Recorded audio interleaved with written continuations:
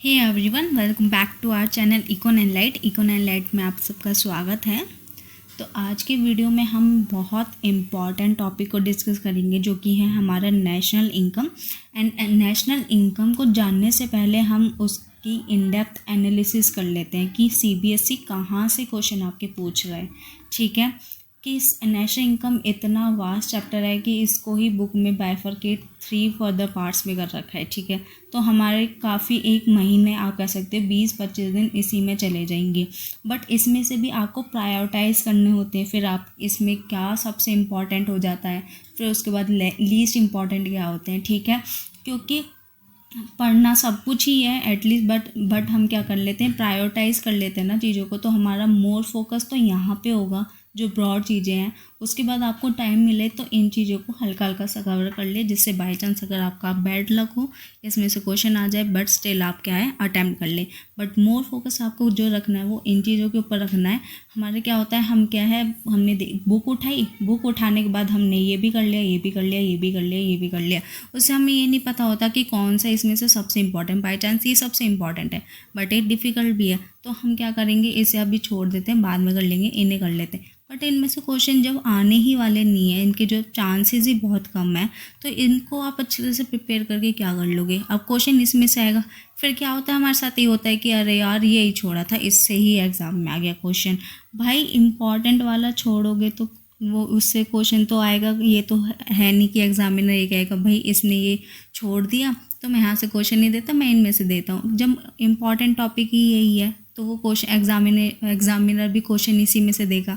तो इस वीडियो से आपको ये पता चलेगा कि मोस्ट इम्पॉर्टेंट टॉपिक्स क्या हैं, जिसको आप अभी ध्यान में रखोगे तो भले ही वो डिफ़िकल्ट है, एट द एग्ज़ाम तक आपके वो बहुत अच्छे से प्रिपेयर हो जाएंगे। ठीक है, तो ये इस वीडियो का यही मकसद है, आपको मोस्ट फोकस टॉपिक देना, मोस्ट इम्पॉर्टेंट टॉपिक देना, जिनको अगर आप नेशनल इनकम अगर खुद से भी पढ़ रहे हो तो आप उसको प्रायोरिटाइज़ कर पाएँ चीज़ें कि मुझे पहले ध्यान इन चीज़ों पे देना है। ठीक है जी, अगर वीडियो अच्छी लगे तो वीडियो को लाइक करें, अगर चैनल पे नए हैं तो उसे सब्सक्राइब कर दें। ठीक है, एंड कोई भी आपका सजेशन हो तो उसे कमेंट में लिख के जाइएगा। तो वीडियो को स्टार्ट करते हैं। सबसे पहले आपका जो आता है वो आता है सीधा न्यूमेरिकल। भाई न्यूमेरिकल आपको छोड़ने ही नहीं है। ठीक है, नेशनल इनकम निकालने के, इनडायरेक्ट टैक्सेस निकालने के न्यूमेरिकल कैसे भी वो पूछ लेगा। वो न्यूमेरिकल पूछ ही रहा है आपसे, 3 मार्क्स का पूछ ही रहा है, तो 3 मार्क्स के अकॉर्डिंग ये न्यूमेरिकल आपको करने हैं प्रिपेयर, बिल्कुल नहीं छोड़ने का। अगर कोई ये सोचा है भाई न्यूमेरिकल में मैं वीक हूँ, मैं क्या करता हूँ थ्योरी कर लेता हूँ कि बाई चांस और में क्वेश्चन आएगा तो मैं थ्योरी वाला कर लूँगा, बट नहीं, मैंने देखा है कि बिना और वाला क्वेश्चन भी आ रहा है, सीधा आपका न्यूमेरिकल पूछा है तो आपको न्यूमेरिकल तो बिल्कुल नहीं छोड़ने। ऐसे करना, आप हर वीक एक एक क्वेश्चन, 2-2 क्वेश्चन टारगेट करें। अगर आपको डिफ़िकल्ट लगते हैं तो at the end of year आपका बहुत अच्छे से प्रिपेयर हो जाएगा। 3 मार्क्स आपके कहीं नहीं जाएंगे। एंड ये थ्योरी से मुझे ईजी लगते हैं, एक बार न्यूमेरिकल आपको आ जाए तो आपका कहीं नहीं गए 3 के 3 नंबर। ठीक है, फिर एमसीक्यू आ रहा है, आपको एमसीक्यू कहीं से ही पूछ लेगा। पूरा ओवरऑल आपके देखिए, ये आपका पूछा है कि ये फॉर्मूले हैं, सीधे 4 फार्मूले दे दें, इनमें से आपका क्या है करंट इक्वेशन कौन सी है, तो आपको फार्मूले भी यहाँ से बहुत अच्छे से प्रिपेयर करने हैं। फिर इसके बाद आपके थ्योरी के क्वेश्चन भी पूछा है 6 मार्क्स में, वो 2 पार्ट में पूछ लेता है। तो इसमें क्या है, मैंने हाईलाइट कर दिए, circular flow of income, most probably circular flow of income हर दूसरे साल पूछा जा रहा है, तो ये बहुत इंपॉर्टेंट है। अगर आपने नहीं प्रिपेयर करा तो हमने सर्कुलर फ्लो ऑफ इनकम को 6 मार्क्स के अकॉर्डिंग डिफाइन करा है, आप इसी प्लेलिस्ट में देखोगे तो मिल जाएगा। सबसे पहली video circular flow of income को, इसको आप 3 से 4 के अकॉर्डिंग कर दीजिए। उसमें क्या है, इंट्रो और कंक्लूजन हटा दीजिए और उसके अलावा आपको कुछ नहीं करना है, एज इट इज़ आप उसे याद कर लीजिए। ठीक है, रियल जीडीपी क्या होती है, नॉमिनल ग्रॉस जीडीपी क्या होता है, और सबसे एनालिटिकल जस्टिफाई और आंसर करने के बोलता है, उसके साथ न्यूमेरिकल एग्जाम्पल भी मांग रहा है। मतलब आपको थ्योरी के क्वेश्चन प्रिपेयर करना है और ऐसे प्रिपेयर करने की उसके न्यूमेरिकल आंसर भी आपको आते हो। ठीक है, फिर अगेन आपके क्या है, इकोनॉमिक टेरिटरी, जो हमने डोमेस्टिक टेरिटरी के ऊपर एक क्वेश्चन बनाया, उससे क्या है सीधा एमसीक्यू आया है। एंड ये मैंने क्या है एक क्वेश्चन स्टेटमेंट आपके क्यूज़ में डाला था पोस्ट में, तो बहुत लोगों ने क्या है यस आंसर दिया कि हाँ ये दोनों सेम है। भाई अगर आपका आंसर यस है तो आप अभी ब्लंडर में उसको यही कॉन्सेप्ट अपना क्लियर कर लीजिए, इसका आंसर नो है। ये दोनों अलग अलग चीज़ हैं, economic territory and political frontier. ठीक है, तो अगेन देखिए आपका gross national product, national income निकालने को आया एट एफसी। किसी भी टाइप से सीधा वो नेशनल इनकम पूछा है आपसे, जीएनपी पूछा है एट एफसी, एमसी, किसी भी टाइप से पूछा है। एंड जहाँ पे ये खाली ऐसे आपको ब्रैकेट दिखे, ब्लैंक दिखे, ये मतलब कि नेगेटिव की आपकी वैल्यू है, ठीक है। डायरेक्ट इनडायरेक्ट टैक्सेस हम गवर्नमेंट बजट है उसमें भी कर देते हैं अप्लाई, पर इसमें भी कर सकते हैं क्योंकि इनडायरेक्ट टैक्स का एक कॉन्सेप्ट है इसमें डायरेक्ट टैक्सेस वाला, तो इसलिए मैंने ये वाला भी यहाँ डाल दिया है। आप देख लीजिएगा, पढ़ोगे और इसके क्या है सूटेबल एग्जांपल आपको आने चाहिए, ठीक है। फिर अगेन एक एमसीक्यू है, इसमें देखिए जीएनपी क्या एंड जीडीपी क्या, मतलब जीएनपी जीडीपी से ज़्यादा हो सकती है क्या, ये पॉसिबिलिटी है। मतलब कि एक एनालिटिकल अप्रोच आपको देनी है और ये इनकरेक्ट वे में है। कभी कभी क्या है हमने देखा ये तो हम सीधा सही वाला ढूंढने लगते हैं, बट क्वेश्चन में इनकरेक्ट है, तो ये सिली मिस्टेक भी आपको नहीं करनी, आपका एक नंबर सीधा चली जाएगा, ठीक है। फिर ये देखिए अगेन सीधा आपको नेशनल इनकम फाइंड करने को बोला है आपसे। क्या है यहाँ पे थ्योरेटिकल में एक्सपेंडिचर मेथड आपके प्रिकॉशन पूछे हैं, मतलब कि खाली प्रैक्टिकल ही नहीं, आपको थ्योरी भी आनी चाहिए, ठीक है। एक्सपेंडिचर मेथड कैसे निकालते हैं, उससे कैसे नेशनल इनकम निकालते हैं, इसमें क्या प्रिकॉशन होते हैं, क्या स्टेप होते हैं, स्टेप वाला क्वेश्चन भी पूछा है, वो भी मैं दिखाती हूँ, ठीक है। अगेन देखिए सर्कुलर फ्लो ऑफ इनकम यहाँ पे अगेन पूछ लिया है। फिर देखिए जो 1 मार्क्स में पूछ रहा था जीडीपी और जीवीए का क्या पॉसिबिलिटी है ये इक्वल हो, ठीक है। उसमें तो हमें बस बताना था कि हाँ ठीक है कि गलत है, ये फाइंड आउट करना था, बट यहाँ पे हमें क्या है जस्टिफाई भी करना है अकॉर्डिंग टू 3 मार्क्स। तो आप नेशनल इनकम को इस तरह से पढ़े कि इस टाइप के क्वेश्चन आप टैकल करें। देखिए जस्टिफाई करने वाले क्वेश्चन भी आपके एक ना एक 3 मार्क्स का ज़रूर आ रहा है, तो इस तरह से आपको प्रिपेयर करना है। अगेन देखिए जीडीपी और नॉमिनल जीडीपी आपको पूछा है, डिफ्लेटर क्या होता है, ठीक है। फिर अगेन यहाँ पे जस्टिफाई करने को बोला है। आप यहाँ से स्क्रीनशॉट ले लीजिएगा, मैं एक ओवरव्यू दे रही हूँ, आप इन्हें अच्छी तरह से पढ़ेगा। अगर आपको किसी भी क्वेश्चन में हाँ दिक्कत महसूस हो कि आपको नहीं आ रहा तो मुझे बताइएगा और मैं इसका मॉडल आंसर आपके पास ज़रूर लेके आऊँगी, ठीक है। या तो मैं पोस्ट में डाल दूँगी या फिर मैं वीडियो में आपकी इसके लिए वीडियो बना दूँगी, ठीक है। फिर देखिए ये हमारी इनकम आती है, फैक्टर इनकम होती है, income from property and income from entrepreneurship. Property से हमें क्या मिलता है, रेंट मिलता है, मतलब कि फैक्टर इनकम होगी।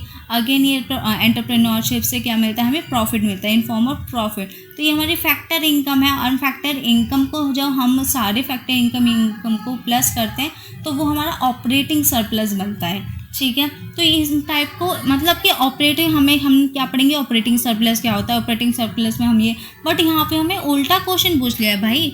आपको क्या है आंसर से क्वेश्चन तक भी जाना है। यहाँ पे देखिए आंसर दे रखा है, क्वेश्चन तक जाना। आपको ये नहीं पढ़ना कि खाली क्वेश्चन फिर आंसर देखूंगी, आपको आंसर भी पता होना चाहिए और क्वेश्चन का ये आंसर ये भी पता होना चाहिए, क्योंकि हमें उल्टा भी पूछ रहा है। सर्चन रीजनिंग के भी क्वेश्चन आए हुए हैं, ठीक है। रियल जीडीपी क्या होती है आपकी, नॉमिनल जीडीपी क्या होती है, करंट ईयर भी ये है, मतलब रीजन वगैरह दे रखा है। तो इस टाइप से आपको प्रिपेयर करना। अगेन देखिए एनएनपीएफ एफसी पूछ लिया है, मतलब कि आपके ये आई थिंक 6 वेज होते हैं नेशनल इनकम निकालने के, मतलब एफसी एमसी मिला एमपी निकाल के।